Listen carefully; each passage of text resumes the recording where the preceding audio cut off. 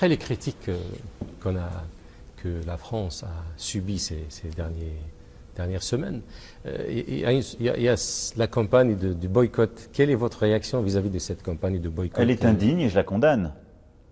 Mais elle est faite par certains groupes privés. Parce qu'ils n'ont pas compris et qu'ils sont reposés sur les mensonges, sur les caricatures, parfois par d'autres dirigeants. C'est inadmissible. Parce que vous comprenez qu'est-ce qui est en train de se passer sur le sujet des caricatures. Parce qu'en France, qui est un pays souverain, je décide que le droit, la loi voulue par le peuple souverain est appliquée. Que moi-même j'ai des mots d'apaisement. Mais que je dis, ce droit, je ne vais pas y renoncer. Parce que ce serait inconstitutionnel. Et ce serait une perte de souveraineté pour nous terrible.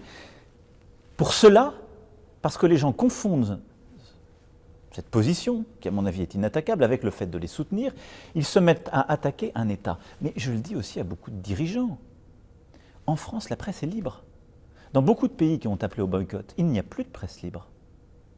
C'est-à-dire qu'il n'y a plus de possibilité de caricaturer, mais pas seulement le prophète, ou Dieu, ou Moïse, ou qui que ce soit, mais les dirigeants même du pays.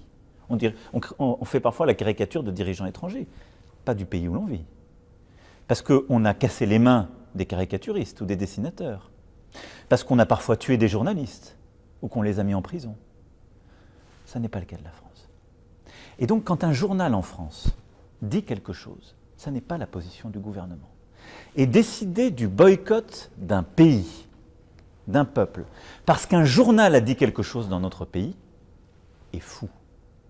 Ou c'est juste transposer ce qui vaut dans certains pays, mais pas chez nous, et pas dans le monde libre. Parce que la parole d'un journaliste n'est pas une parole de propagande. Il n'y en a plus chez nous et je m'en félicite.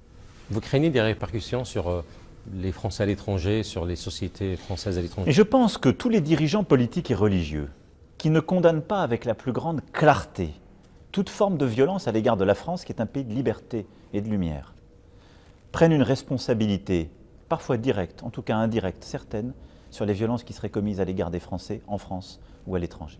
C'est pourquoi, avec le message d'amitié et d'apaisement que je voulais faire aujourd'hui, c'est aussi un message d'appel à la responsabilité.